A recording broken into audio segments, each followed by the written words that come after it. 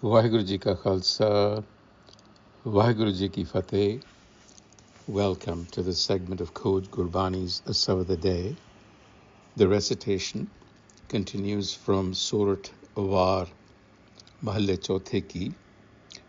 This is the 17th paudi, or rungs of the spiritual ladder.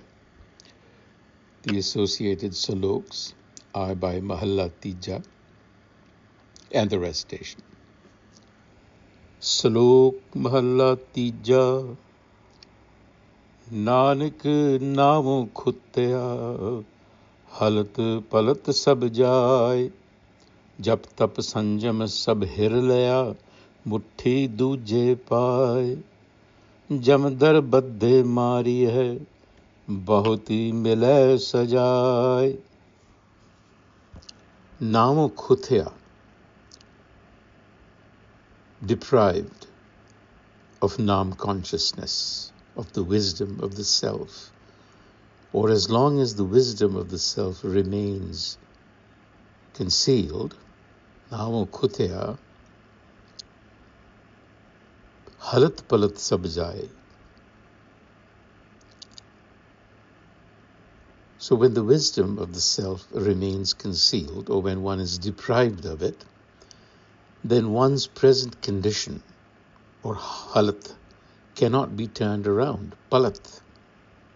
Sab jaay, all is lost. In other words, the possibilities that should have been available to you are taken away. Jap tap sanjam sab hir laya, muthi duje paay. So without this Nam consciousness, without this wisdom, even spiritual practices like jap tap sanjam cannot anchor your life. Mutti duje paay, because the source of this condition is love of the other. Duje paay. So love of the other is simply another way of saying that built into our psychic structure is the ego, which is that isolating bubble of consciousness, subjective consciousness, that turns everything into an object, into a dual I-you relationship. And mutti, duje paay, mutti is to rob. So the ego robs us, this psychic structure that has been given to us, robs us of a unitive experience, which is what Nam consciousness is. It distorts reality. And that misperception of reality is the source of our problem. And our situation, our condition, is described as jam dar badde mariya. So such a condition, which is us, the regular condition, it ties us to the gate of Jam. So Jam is literally the deity of death, but it should be understood metaphorically here as the passage of time.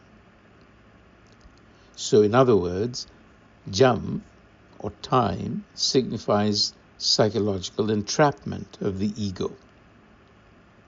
And that gives rise to endless cycles of craving and misery, because the mind begins to compare the past to the present, to the future, and so on, gives rise to endless desire. Bahoti bile sajai. This is a lot of punishment. So this is the condition of those who are bereft of wisdom, or from whom wisdom has been deprived, or from whom wisdom is concealed.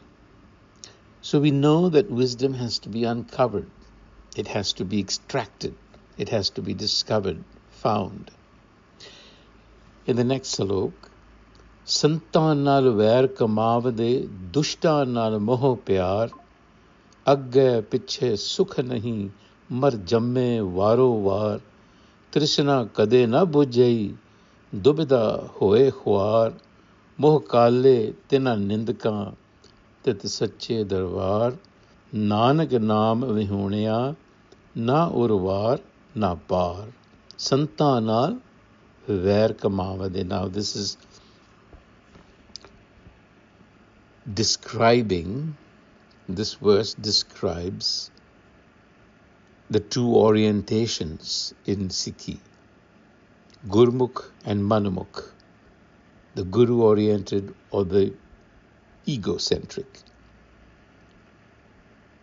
So to the mind that turns against the Gurmukh orientation and embraces Manmukh orientation, which is our given condition, no peace is possible.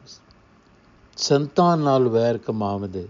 They have chosen a path that is hostile to the path of the Sant. So Santa here is plural for Sant, which is derived from Santa, which means peaceful, which connotes both a state of mind as well as an evolved being, a Gurmukh. In Gurbani, it points to a Gurmukh and to the Guru. It is the ideal archetype in Sikhi. It points to the most excellent or evolved humans. So it embodies the sentiment of tranquility, indicating a mind that is in equilibrium, free from attachment. Santa, that's the way of the Guru. So the Manmukh has chosen a path that is in opposition. Instead, it has chosen Dushta Nal Moh Pyar. Dusht means wickedness, a term that is used for rogues and demons. And in Gurbani, it signifies the Manmukh, the degenerate mind. So we essentially choose the latter path. And what does that do? Dubida hoye khwar. Dubida is double-mindedness or a dilemma. And khwar is to go astray on a long and difficult struggle. So the Manmukh is the dilemma that is not easy to resolve. Moh kale tina nindaka. So the Manmukh is referred to as nindak. Nindaka is the plural, a slanderer or a cynic, one who opposes or is skeptical of the way of the Gurmukh. Moh kale, a blackened face, which is really a metaphor for a darkened countenance, a mind that is spiritually ignorant and is disgraced in the divine court, which is essentially the seat of one's own consciousness, because it has not found resolution. So it is Nama Vihuna, and such a mind is totally conditioned. It's frozen in place. It's neither here nor there. There are no possibilities for such a mind. Na urvar na par. So the blackened face is not to be taken literally, but it is disgrace in the presence of the truth. And now the Pauri. Jo har naam te aayende, se har har naam ratte man mahi. Jina man chit ik aradhya, tina ikas bin duja ko nahi. Sei purkh har sevde, jin tur mastak lekh likhahi. Har ke gun nit gaamde, har gun gaye guni samjhahi. Vadiyai vaddi gurmukha, gurpura, har naam samahi. So this is the crux of the matter, the last line. Now is this Pauri speaks of the state of the Gurmukh, those who contemplate the wisdom of the Har. Jo har naam te aayende. Their minds become imbued with it. Se har har naam ratte man mahi. They are focused on the one. Jina man chit ik aradhya. They do not acknowledge anything but the oneness, the unity of consciousness. And they are destined. This is our destiny, essentially, to find that oneness. And they have found it.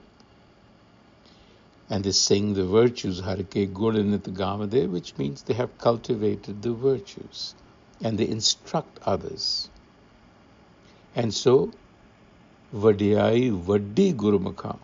The greatness of the Guru oriented is great indeed, because Guru Pure Har Naam Samahi, because they, through the perfection of the Guru, have found that divine consciousness, Naam consciousness.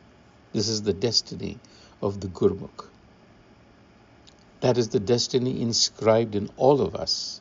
We are all potential Gurmukhs, and so we have to work towards achieving our destiny.